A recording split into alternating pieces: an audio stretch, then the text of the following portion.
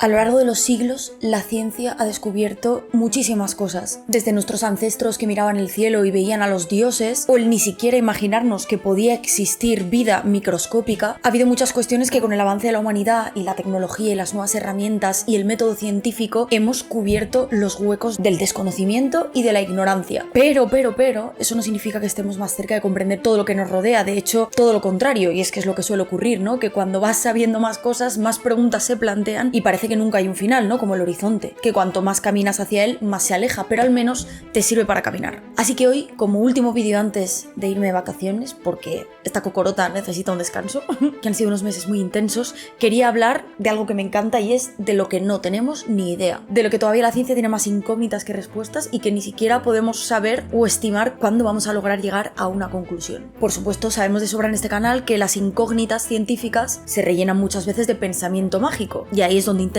engañarte, pero aquí sabemos convivir con la incertidumbre, que es incómoda pero necesaria para el avance de la humanidad. Así que sin más dilación, aquí van mis 5 selecciones personales, que no quiere decir que sean las 5 incógnitas más importantes o los 5 misterios más grandes, pero en mi opinión particular son totalmente imprescindibles. Por cierto, ya sabéis que yo me nutro con muchos libros para hacer cada vídeo, y ahora que llega el verano por fin voy a tener el tiempo libre, que no tengo normalmente porque la vida nos pasa por encima, y voy a poder volver a leer, y voy a poder leer con todas mis ganas. También te digo, ya me he leído, escuchado 27 libros este año, no está mal, pero pensad que parte de mi trabajo es leer y que luego también es uno de mis hobbies principales. Pero una de las cosas que más me gusta, y más en verano, ¿no?, que me muevo mucho, es alternar con audiolibro y libro físico. Así me leí, por ejemplo, la trilogía de Amanecer Rojo, que ya os la he recomendado 1000 veces y que precisamente la tenéis en Nextory, y os voy a recomendar 3 lecturas más. 2 de ellas son mis lecturas preferidas de mi vida, vamos. Una es famosísima y la tenéis para leer en Nextory, Una breve historia de casi todo, y la otra, y de esta lectura no he hablado tanto, pero es increíble porque encima junta viñetas con divulgación científica, es precisamente No tenemos ni idea, una guía para el universo desconocido, en la que trato mucho de los temas que vamos a hablar hoy. Y una tercera lectura perfecta para el verano, y esta es una novela, la podéis escuchar en audiolibro en Nextory, es La mala hija de Pedro Martí. Vamos, ya me daréis las gracias cuando la escuchéis, porque encima está muy bien narrada. Y es un thriller policíaco ambientado en Almansa, un pueblo de España, que ya os digo yo que os va a perturbar y os va a encantar. Si os registráis ahora desde mi link, que os dejo por aquí, os dan 45 días gratis, tanto para nuevos usuarios como para antiguos usuarios que no hayáis tenido una suscripción en 6 meses. Yo aprovecharía porque os pilla ya para lo que queda de verano, o sea que no desaprovechéis la oportunidad. Recordad, por cierto, que podéis disfrutar de 45 días gratis con mi suscripción de Nextory. Haced caso a mis lecturas recomendadas y ya me contaréis. Para mí, si hay una cosa en la que pienso prácticamente todos los días, mi imperio romano, es el tema de la conciencia humana. ¿Cómo es posible que un cuerpo, un cerebro que emite señales a través de las neuronas, etcétera, pueda tener esta metacognición, que es lo que se llama? Es decir, no solo existir, tener causa-efecto en las cosas y movernos en el día a día, sino que somos conscientes de que somos conscientes. La gran condena, también te digo, de la humanidad, porque es la única especie que está esclavizada por su pasado y que solo hace que mirar al futuro y sufrir pensando en lo que vendrá. Pero a nivel científico es muy interesante mirar en qué momento pasamos de ser una máquina puramente biológica a ser ese algo más que somos. Evidentemente la gente más espiritual ahí ve un alma, ¿no? Ve un espíritu, pero otros lo llamamos conciencia, ¿no? Que es el ser, la conciencia del yo, el ego, por supuesto, con todo lo que ello conlleva, y esa experiencia subjetiva tan profunda que tenemos los seres humanos, también de preguntarnos cosas, ¿no? El sentido de la vida, el sentido del universo, el principio, el fin, la muerte, todo. Para mí una paradoja que lo define es la del grano y la montaña de arena. Se le llama paradoja de Sorites. Y es que cuando un grano de arena comienza a ser un montón o una montaña, es decir, tú pones un grano y evidentemente eso no lo es. Pones 2, tampoco lo es. 3, 4, 5, 6, decenas. Y finalmente, sin saber cómo, te encuentras con una montaña de arena. ¿Pero en qué momento ha ocurrido ese cambio? Tiene que haber sido gradual, pero ¿hay un grano exacto que ha hecho el antes y el después? Con la conciencia que hemos adquirido los seres humanos igual, ¿no? ¿En qué momento de la evolución un sistema físico adquiere esa experiencia subjetiva y metacognitiva? ¿Cuáles son los límites de la mente? ¿Cuándo hemos dado ese salto? ¿Cómo lo hemos dado? De hecho, hablé de esto con Ignacio Crespo hace un tiempo en el podcast El Club de las Mentes Vivas, y él, desde su visión materialista y también atea, nos decía esto. ¿En qué momento empezamos a tener lo que se llama metacognición? Nuestra capacidad para reflexionar o percibir que estamos haciendo algo o pensando algo. No solamente sentir que algo pincha y por lo tanto retirar la mano, sino sentir que sentimos que algo pincha. Tener esa capacidad de relatarlo para nosotros mismos. Eso es la metacognición y es el gran salto, porque ni siquiera se tiene del todo claro hasta qué punto puede ser útil. ¿Qué utilidad tiene eso? Podríamos ser perfectamente autómatas que hacen cosas por estímulos, por respuesta, y no hubiera surgido. No lo sabemos con total seguridad, pero existen especulaciones. Y esto es lo importante. Habrá gente que se agarre a no lo sabemos para decir, aquí está Dios. Claro, porque es el Dios de los huecos, ¿no? Es el famoso que cada vez queda más constreñido por el conocimiento de la ciencia y queda en pequeños receptáculos. Ya no puede ni respirar, pobre. Exacto. Eso es un gran error. Es asumir que como todavía no le hemos dado una explicación suficientemente firme, es algo que tiene que haber ocurrido por un agente externo. Sabemos que el ojo, en un momento histórico, era muy difícil explicar cómo había surgido algo tan complejo y tan fino. Y en cambio ahora, cualquier estudiante de biología que tenga un poquito de interés te sabe relatar cómo surge el ojo, nuestro ojo, porque surgió muchas veces en la evolución. Y esto es lo mismo. Hay de repente una funcionalidad que no tienen las neuronas individuales, pero que aparece y nos dota de unas habilidades interesantes. Por ejemplo, la capacidad de reflexionar sobre lo que estamos haciendo, de pensar lo que estamos haciendo, podría tener como utilidad simplificar los relatos. Yo tengo un mundo muy complejo, tal vez, de automatismos, de me pica algo, retiro la mano, pero para poderte comunicar a ti eso, necesito simplificar toda esa torrente de información que me llega a la cabeza. Tengo que generar un relato para mí y para ti, para poderlo enviar como un mensaje, para poderte decir, no toques esto es peligroso. Es una forma de entender por qué puede ser interesante que algunas características fundamentales, básicas de la conciencia aparezcan y luego ya le demos nosotros rienda suelta. O sea, sí que puede tener entonces un sentido evolutivo, pero no deja de ser un misterio el cómo hemos llegado hasta aquí y el por qué. ¿Por qué soy? ¿Por qué existo? Bueno, en fin, no me voy a obcecar demasiado porque si no, no puedo dormir por las noches, ¿vale?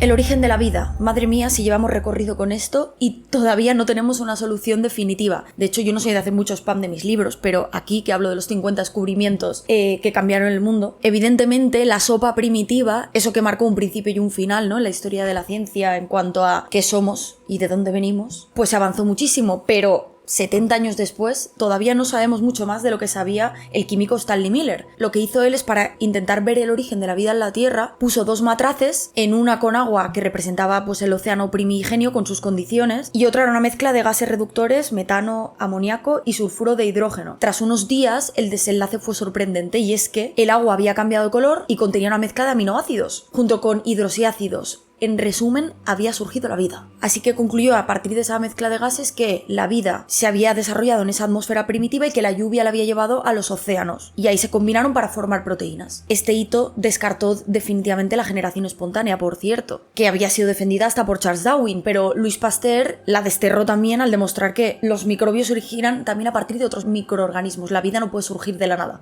Entonces, algo tuvo que prender la chispa. Pese a ello, más de medio siglo después, todavía no estamos más cerca de conseguir volver a imitar ese origen de la vida. Además, los experimentos de Stanley Miller tenían ciertos defectos, no se ajustaban suficiente a la realidad y no se han podido replicar del todo. Ahora se postula que el rol del ARN pudo tener un papel fundamental como primera molécula de vida, y por supuesto misiones como la de Marte intentan buscar biomarcadores para ver cómo ha surgido, si es que ha surgido la vida también en otros lugares. Y luego otra de las hipótesis, aunque eso no tiene ninguna evidencia, es una especulación, es que realmente nosotros seamos extraterrestres. Es decir, la vida vino a través de un asteroide en su forma más primitiva y se instauró en la Tierra. Esto sería increíble porque significa que somos descendientes de aliens, así que los conspiranoicos tienen razón. Pero, repito, no hay ninguna evidencia, es solo una especulación. Bueno, nuestro ya gran conocidísimo El principio del universo. Esto causó un pique histórico entre Georges Lemaitre y Einstein. Georges Lemaitre fue el teorizador del Big Bang, básicamente. También lo investigué para mi libro, este pique, que ya sabéis que aquí los salseos científicos nos encantan. Y es que Lemaitre, que era un sacerdote, teorizó que el universo sí que tuvo un comienzo, una singularidad, lo dijo. Un primer átomo, un punto de materia concentrada de gran densidad que explotó para generar el cosmos que hoy conocemos. Esto a Einstein no le gustaba un pelo, porque Lemaitre también sostenía la expansión del universo, porque cuando más lejos estaba una galaxia de nosotros, más rápidamente se alejaba. Entonces eso quería decir muchas cosas. Pero Einstein le dijo: tus cálculos son correctos, pero tu comprensión de la física es abominable. Einstein, ahí te has pasado, ¿eh? ¿Por qué no le gustaba la idea del Big Bang? Porque sugería demasiado la idea teológica de la creación, pero Lemaitre le decía que la singularidad inicial no era la creación en el sentido teológico, sino el comienzo natural de las cosas. Bueno, ya sabemos que tantísimos años después, todavía esta cuestión de si hubo un principio puro de creación del universo está por descubrir, y es que la evidencia prueba que el universo pasó por un momento de alta densidad de materia muy concentrada, pero no una creación como tal, eso no lo sabemos. Hubo una expansión tremenda después de un momento primitivo. ¿Qué había antes de esa gran expansión? Pues hay varias hipótesis. La de la creación absoluta, ahí entraría la hipótesis que ya hemos hablado en otros vídeos, de un creador, es decir, un dios que creó el universo, ¿no? De ahí ese principio absoluto, porque no conocemos nada en la naturaleza que sea una causa incausada. O sea, algo que se cree de la nada. Tiene que haber algo antes. Entonces, para explicar el principio de creación absoluto, ¿quién es esa causa incausada? ¿Puede ver a ser Dios o no? Otra hipótesis es un universo oscilante en continua creación y destrucción, y otro que el universo podría ser una burbuja dentro de un campo inflacionario infinito o eterno. En fin, como veis, todos son especulaciones y de momento es una de las mayores incógnitas del cosmos que nos rodea. Digo una de las mayores porque la siguiente que viene yo creo que es la que además la mayoría conocemos y la que nos vuela la cabeza cuando empezamos a investigar sobre ello, y es la materia y la energía oscura.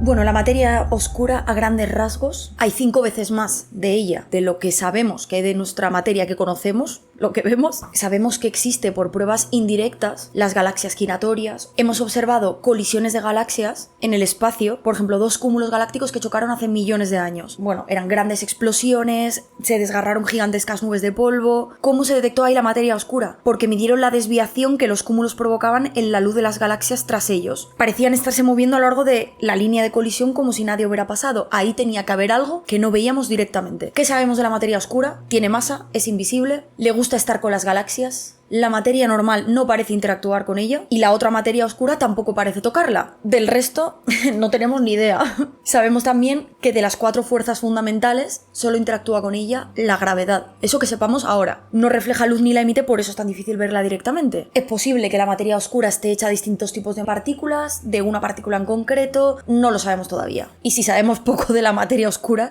imaginaos de la energía oscura. Voy a dejar que sea Crespo, Quantum Fracture, quien nos dé unas pequeñas pinceladas primeras. A finales del siglo pasado, los cosmólogos midieron con mucho cuidado cómo se expande el universo y descubrieron algo sorprendente, que la expansión del cosmos se estaba acelerando. El universo no solo se expande, sino que actualmente cada vez lo hace más rápido. Y solo parece haber un agente capaz de provocar esa aceleración, una sustancia cuya energía aumenta a medida que el espacio se expande. Este misterioso agente es la famosa energía oscura, lo cual no es más que una forma de decir que no sabemos lo que es, aunque estaréis conmigo en que tiene toda la pinta de ser el propio vacío. Siguiendo este hilo, descubrir que la expansión del universo se estaba acelerando demostraría que la energía del vacío no puede ser cero. Vale, pues lo sabemos, es el 68% restante del universo, ¿eh? Es lo que provoca que el universo se expanda a gran velocidad. Y por eso sabemos que existe. Ni siquiera el nombre sabemos si es acertado, lo llamamos oscura, porque no podemos verla y está separándolo todo, está expandiendo el universo, así que por eso lo llamamos energía. ¿Qué pasará en el futuro, no? Porque el universo parece que se sigue expandiendo, como ya sabemos, algo que no le gustaba mucho a Einstein de entender. Ya sabemos que cada vez vemos menos estrellas en el firmamento porque estas cada vez están más lejos de nosotros. Entonces su luz cada vez podrá alcanzarnos menos. Si sigues esta expansión hasta su conclusión natural, en miles de millones de años el cielo nocturno solo tendrá algunas estrellas visibles. Aún más en el futuro puede que sea totalmente oscuro. No creo que lleguemos a vivirlo, también te digo.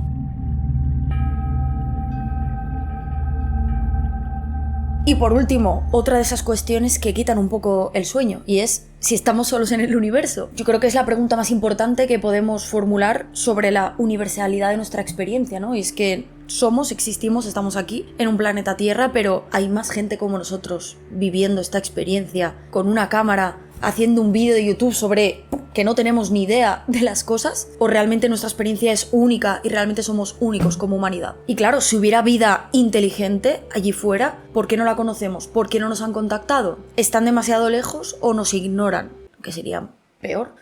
O no, depende si son hostiles, claro. Esto es precisamente la paradoja de Fermi, ¿no? Esa supuesta contradicción entre la alta probabilidad de que existan civilizaciones inteligentes en el cosmos tal como lo conocemos y lo que sabemos de él, y esa total y absoluta falta de pruebas o señales de esa existencia. ¿Qué está pasando? Sabemos casi con certeza que el universo es infinito, por lo tanto, todo hecho con más de un 0% de probabilidad tiene que existir a la fuerza, por más pequeña que sea. Si la vida es altamente improbable, si estamos solos en el universo, significa que la vida es altísimamente improbable y que somos los únicos que hemos alcanzado las condiciones necesarias para estar vivos y para estar aquí. Se ha estipulado mucho, ¿no?, con las probabilidades de que haya vida inteligente y de que nos contacten, ¿no?, de que no estemos solos, y esto se le llama la ecuación de Drake, que estudia varias cosas que os voy a poner en pantalla, ¿no?, como el número de estrellas en la galaxia, el promedio de planetas por estrella, la fracción de esos planetas que pueden sostener vida, las que desarrollan efectivamente vida y las que de estas desarrollan vida inteligente. De esta vida inteligente, ¿cuánta puede desarrollar una tecnología que le permita mandar más mensajes en el espacio y contactar con nosotros? Y luego falta la última parte, y es que existan en el mismo tiempo que nosotros para poder comunicarse. También existe la posibilidad de que nos estén mandando mensajes ahora mismos, pero que seamos incapaces de detectarlos. Esto pasó, ya os tengo un vídeo al respecto, con la señal WOW, que os voy a poner un pequeño resumen de ella, de mi vídeo. Y ocurrió el 15 de agosto de 1977. El radiotelescopio Big Ear de la Universidad Estatal de Ohio recibió una señal de 72 segundos por radiofrecuencia cerca de la constelación de Sagitario. La señal, por sus siglas, era 6EQUJ5. Fue identificada de forma manual por el astrónomo Jerry Ehman, que de la sorpresa que le dio haber captado eso, la rodeó y puso wow. De ahí que se le quedara ese nombre. El sonido recreado y reproducido es este.